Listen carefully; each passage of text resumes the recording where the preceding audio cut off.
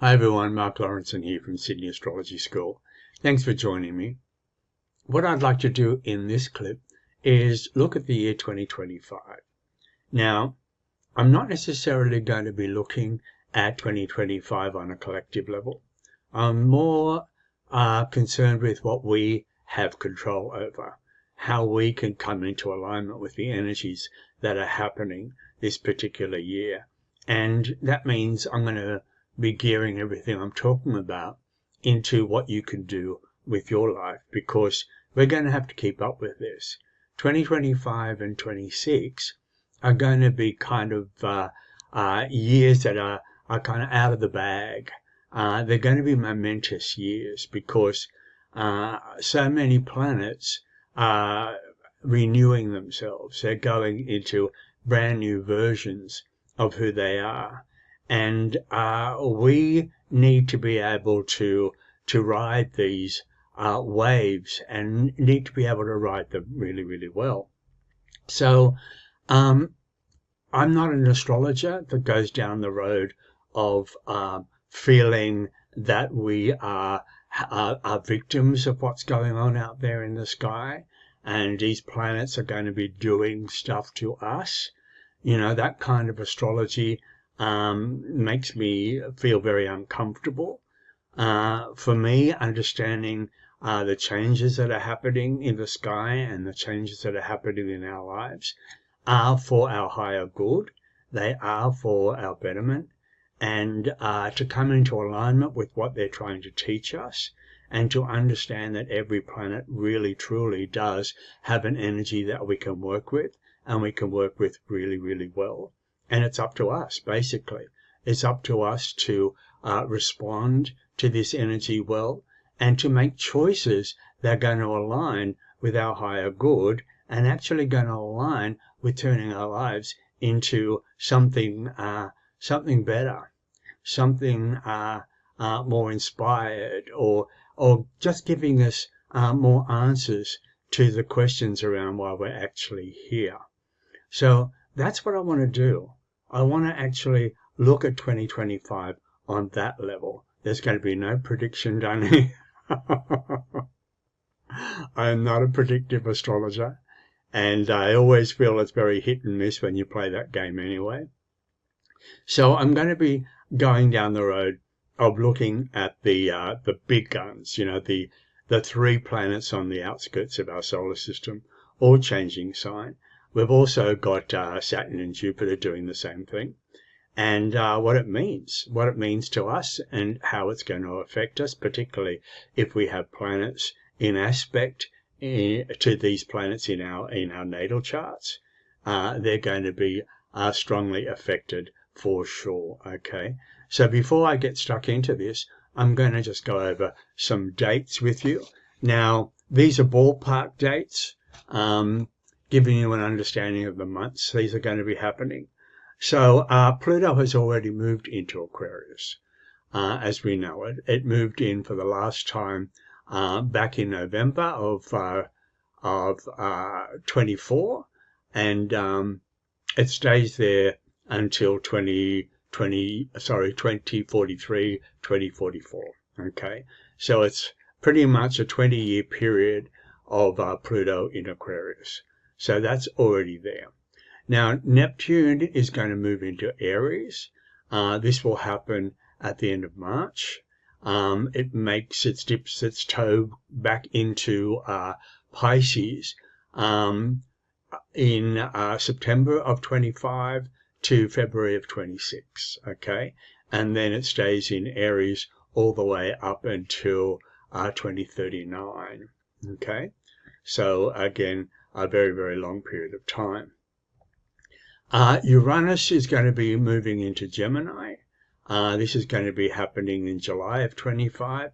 It dips its toe back into Taurus between November of 25 and April, May of 26. And it stays in Gemini up until 2033. Okay. Saturn goes into Aries as well. It meets up with Neptune too. So this is happening at the end of May. It comes into conjunction with Neptune by 1 degree at that particular time. It goes back into Pisces again between September 25 and February of 26. And it stays there until I think it's around April or May of 28. This is Saturn in Aries. Okay, and it comes into meet Neptune at 0 degrees Aries in February of 26. And then it'll be at 1 degree Aries where they both meet in March of 26. So February, March of 26 are going to be pivotal times with the conjunction of Neptune and Saturn at 0 degrees and 1 degree of Aries. Okay, Jupiter is going to be moving into Cancer as well in June of 25 until July of 26.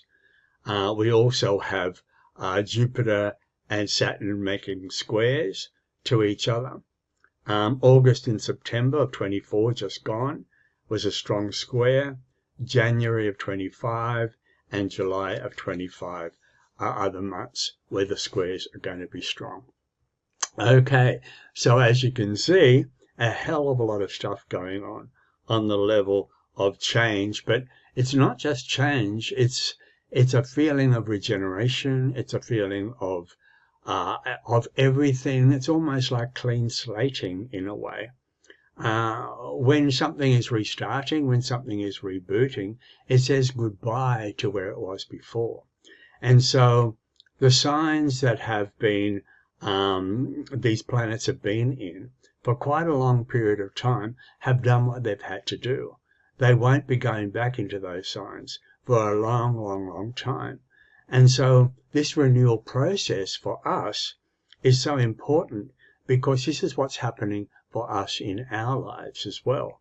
So if you have any planets at 0 degrees, 1 degree, or 2 degrees of a sign, particularly the sun or the moon, or even the personal planets, you're going to be affected greatly by what's going on here, because these planets, particularly the outer ones, are the ones that are going to be hanging around the 0, 1, 2 degree for quite a long time, for a couple of years.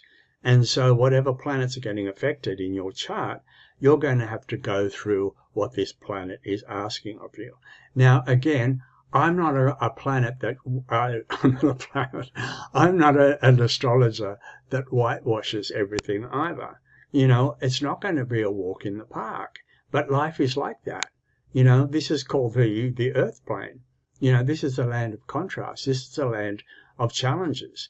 We've come onto this planet to be challenged and to become masters of who we are here. And we're trying our best to align our soul selves or our spiritual selves, you know, with our human self. And that's basically the plan and what we're out to do. And so every single thing that's happening out there to us in the sky is trying its best to be able to infiltrate our lives so we can make choices, better choices towards that goal. Okay? So when we're looking at Pluto, just moved into Aquarius, I want to say for all of us, we have to have a real good hard look at where we give our power away. We give our power away far too often. We're giving it to everything. We're giving it to money. That's the number one thing. We give so much power to money. We always, the excuse is, it's not going to make me money, or you know, or I'm frightened, I'm going to lose money because of this, or is there money in this for me? You know, where we give power away big time to money. We give power away to people all the time. You know, our partners, we have to, you know, we have to kind of feel like if we want to keep the relationship going, or if we want to hold on to what we have as far as a person is concerned, we're going to give away our power. We're going to give them the power. Family does it to us as well. So I want to say, because it's in Aquarius, I want to actually say for us, we're coming into a brand new version of our power via what we call freedom or liberation. You know, there's a feeling now of being able to break through something. It feels very much like there's a dam wanting to burst. It feels like there's a whole lot of stuff within us that we've probably been holding back for a long period of time that now needs to come into its own, that now needs to be able to live its life authentically and truthfully, and to become real. It's about that. And so, again, your power relies on this. Taking your power back into your own hands relies on you being truthful, relies on you being real. And I want to say relies on you being with the right people, having the right people around you. You know, being rubbing shoulders and having good support systems, and just energetically being with people who are on your side, who are on your page, who you feel comfortable with, who don't judge you and you don't judge them, who you feel that you can kick back and be 100% yourself with. This is really, really important.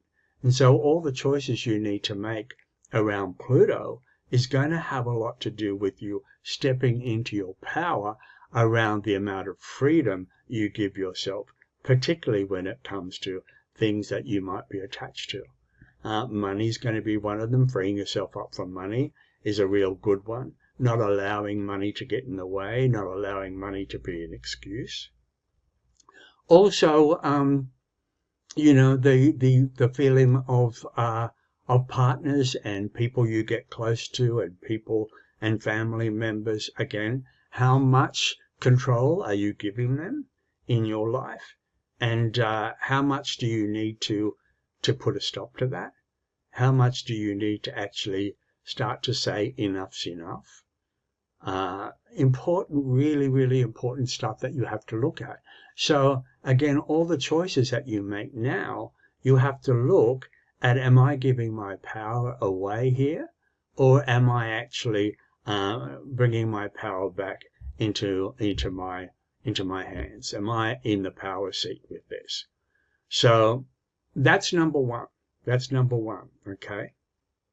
Now Neptune is going to be moving into Aries, and then Saturn is catching up to Neptune as well. So we're going to have Saturn and Neptune in Aries for a period of time. I've given you those dates. Zero Aries, it's a very, very powerful point in astrology. It's called the vernal point, or the Aries point. It is the starter's gun. It is the key in the ignition. It is the beginning of the beginning. And so zero Aries, anything that's zero Aries, has got this kind of impetus of birth, where the dark meets the light, you know, where the baby from the womb comes out into the brightness of the day. It's that feeling of you being able to birth something.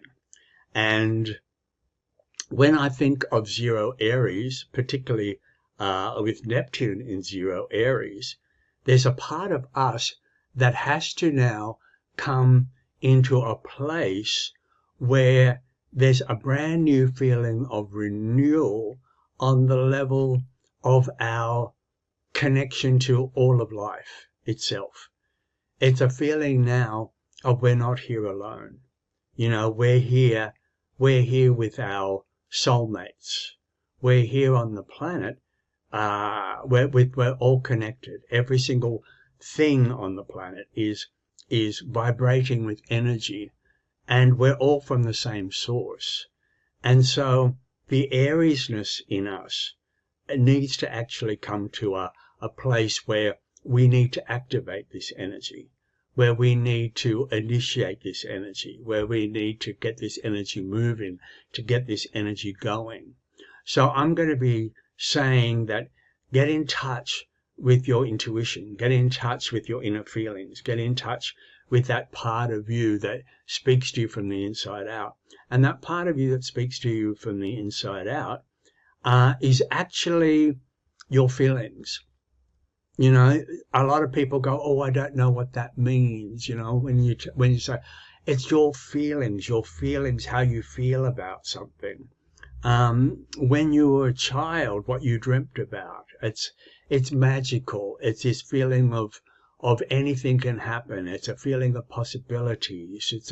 It's a feeling of no boundaries, a higher potential, and it's a connection with you being able to see your life from a level outside of your fearful human self.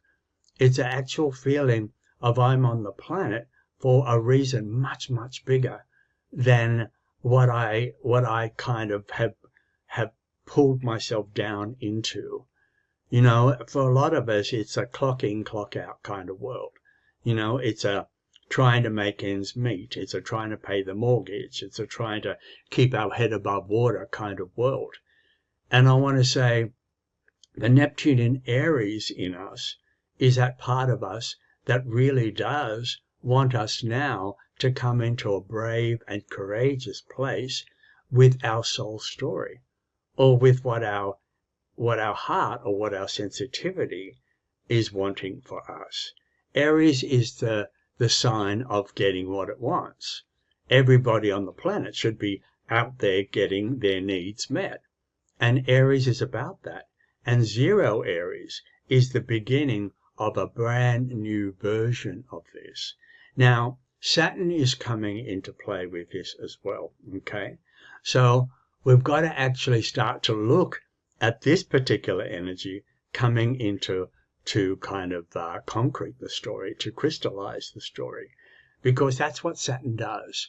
And so Neptune, in its way, is kind of outside of this world, outside of this realm, where Saturn is very much here. Saturn's right in here.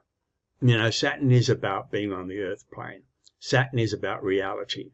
Saturn is about the limitations and the form and being productive and being useful and setting goals and getting to the top of your mountain in an earth plane kind of way.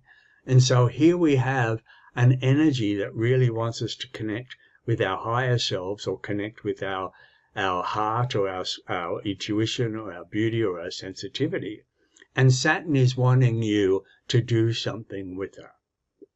Saturn is wanting you to, to be productive, or to put it into some kind of shape or form, or give it somewhere to go, give it a mountain to climb. So this particular time, particularly if you have planets at 0 or 1 degree of a cardinal sign, you're really, really going to be feeling this big time. But even if you just have 0 or 1 degree, it could be a trine, it could be a sextile, it could even be a quincunx. They're going to be affected in their own way as well. It's going to be a feeling of you having to now recognize your life, as I said, as something bigger, something greater, something more expansive and more fanciful. But I don't want to make it too Disney, because Saturn won't allow that to happen. Saturn is always going to be that part of us that kind of brings us back down to the earth plane. It brings us back down to the land of the practical and the land of the real. And I love that about Saturn, because we need to be like that. We need to be able to anchor this particular energy and to be able to do something, as I said, more tangible or more useful or more practical, or, that feeling of putting it into a place where we feel that, we can master this energy in some kind of way. This is really, really important to know as well. And so this energy for us, it's up to us now to make the choices around what this energy means for us in our lives. In other words, we have to come into a softer place with ourselves.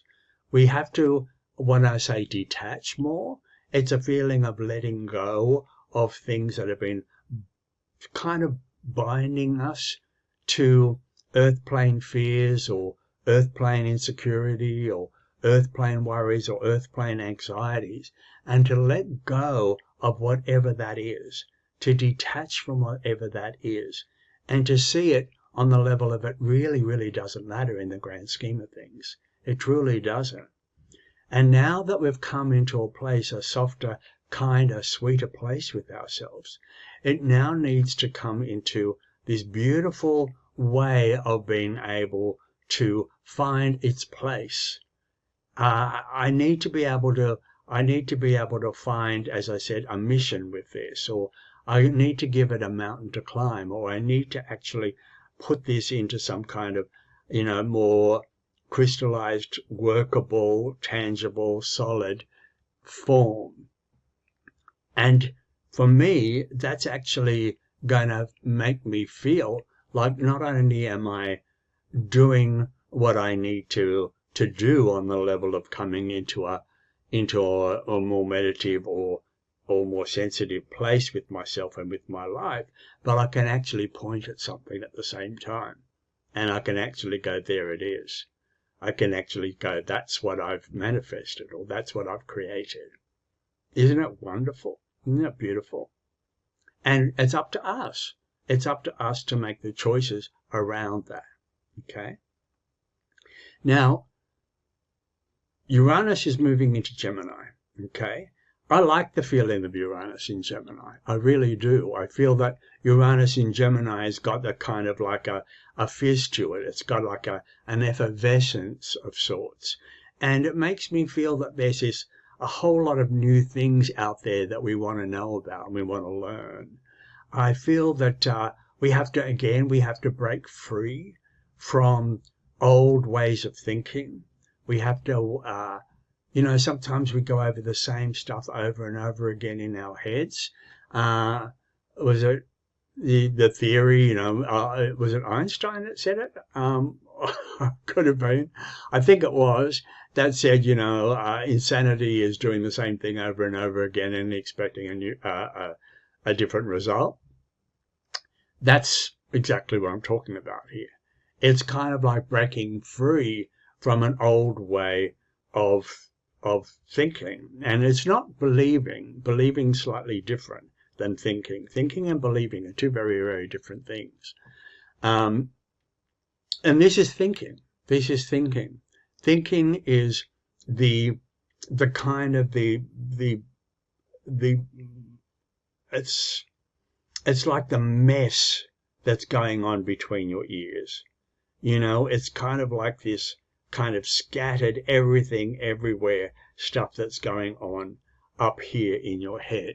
And it feels very much like I need to be able to sort this out. A lot of people might be saying, but isn't Gemini that kind of scattered energy? Well, it can be. It can be a very scattered energy, but it doesn't have to be. We can actually make choices around bringing Gemini in. Gemini loves to be able to label things. It loves to know what things are. It loves to be able to give everything its place in a way. It loves to be able to remember things and to be able to go, oh, I got that, or I see the sense in that. It loves those aha kind of moments. So with the Uranian energy, the breaking free in a brand new way of being able to understand life and be able to understand yourself and to be able to understand what's going on around you. This becomes really, really important. So for the next 7-8 years, I want to say for all of us, we need to now break free from old paradigms or old ways of coming up with the solutions in our lives. Going back and just rehashing old ideas. It's not about that anymore. It's about you coming into this brand new, reinvented, innovated, new version of yourself, particularly on what you want to learn and your knowledge and the information that wants to come your way. It could actually go really, really well with the other two planets that are changing sign, because Pluto and Neptune, because they're all in the very beginning of fire and air, okay? So they are making sextiles and trines to each other. So a lot of people might say, oh, this sounds good, doesn't it? Sextiles and trines sound like they're going to work. But I think a lot of people know about sextiles and trines. You know, they have the ability to work. You know, they have the, they have the potential to do really great things, but it's still going to be up to you. It's still going to be up to you to take advantage of this so-called positive energy and make it work in a way, because again, sextiles and trines can find the easy way out. You know, they can get very, very lazy. You can't, you know, you lose the impetus of a sextile and trine. And so sometimes it's really, really important for us to be able to come into this new fire air energy. It's coming out of water and earth. Water and earth has been much more internal. It's been us kind of holding on in a way. And now this is kind of freeing itself up. This is really out there. This is an energy of lots of stuff going around out there in the world and in the air. And we need to be able to come into a place now of being able to understand what that means for us in our lives, and to be able to find its way into our charts, through our charts, and through what it means for us. And again, if you've got planets in very early degrees of signs, you're going to be feeling this quite strongly as it moves into Gemini for sure. Okay. So Saturn's going to be in Aries until around April of 28. So again, everything to do with what you want in life, everything to do with being brave and being driven and making sure you get your needs met. I often find that when you're on your deathbed, 102, about to take your last breath, I often think that Aries part of our personalities is going to be really pissed off if we didn't do everything that we came onto the planet to do. Aries is about getting it done. Aries is about being brave enough to step out and to be able to not take no for an answer, and to be able to make sure that everything you've come here to do, you do in a fearless, courageous kind of way. So here we have Saturn in Aries buckling down. Goes to Aries every 29 years. So go back 29 years before, and you'll have a look at when Saturn was in Aries in your life. If you're that old, you can actually have a good look at what was going on in your life 29 years ago when Saturn was in Aries.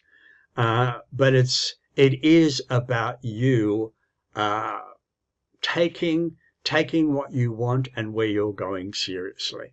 And I don't mean that in a kind of, a thoroughbrow kind of way. I mean it in a way where we actually start to go, no, this is not a dress rehearsal. This is my life. And I've really, really got to start to get the ball rolling and get things moving. Now, it's been with Neptune at the moment, and everything I said earlier on is going to apply to begin with. But again, it's going to move past Neptune, and then it's going to get into Aries by itself, so to speak. And so everything you want in life, everything that you've come here to do, and everything that you feel, in a very independent, very autonomous, very I can do it by myself kind of way, the next couple of years, next 3 years, 2 or 3 years, is going to be imperative that you get stuff done. And when I say get stuff done, I just mean get things that you want done. A lot of people are doing stuff. A lot of people are getting stuff done, but they're not necessarily doing stuff that they want to do. They're often caught up in responsibilities, or they're often caught up in work or families or whatever, where they often feel that everything they're doing is going in the opposite direction to what they want. So it's so important for you over the next year or so, a couple of years for sure, up until 28, up until early 28, to be able to make sure that it's almost like ticking things off lists in a way. making sure that's what I want, that's what I want, that's what I want, that's what I want, and that's what I want.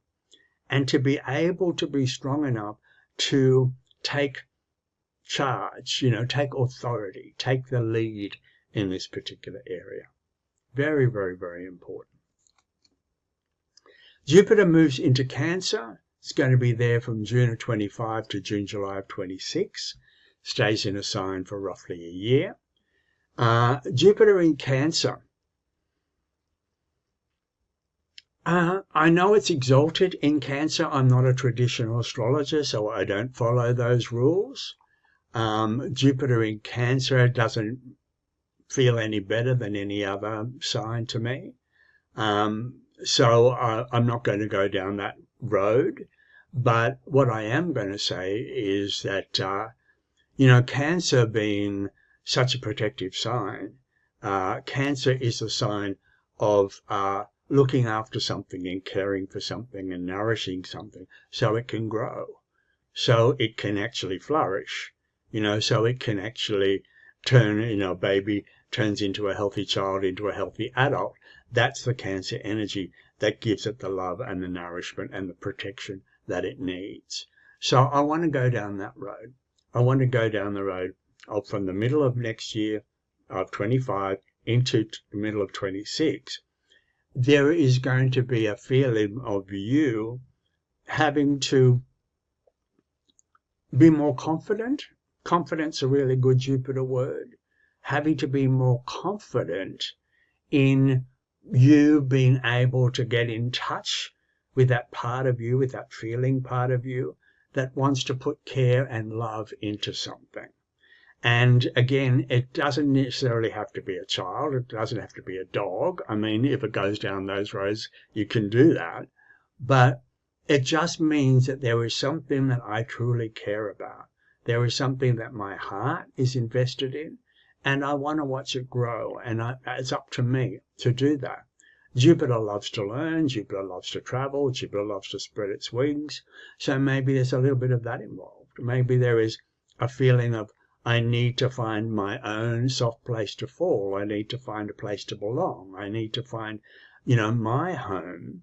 And maybe I need to expand out of my usual area. Maybe I have to, extend beyond. Maybe I do have to go, to another part of the world to actually suss out where this could be.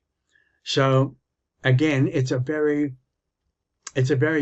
heart-centered, vulnerable, emotional place, but Jupiter is actually giving you a little tiny bit more rope or a little tiny bit more positivity or optimism, on the level of you being able to find areas in your world, in your life, where you can put your heart, where you can put that part of you that wants to put love into something and watch it grow. It could be a project. It could be writing a book. It could be a vision or a venture. It could be an event that you're talking about. It could be personal. It could be any of those things.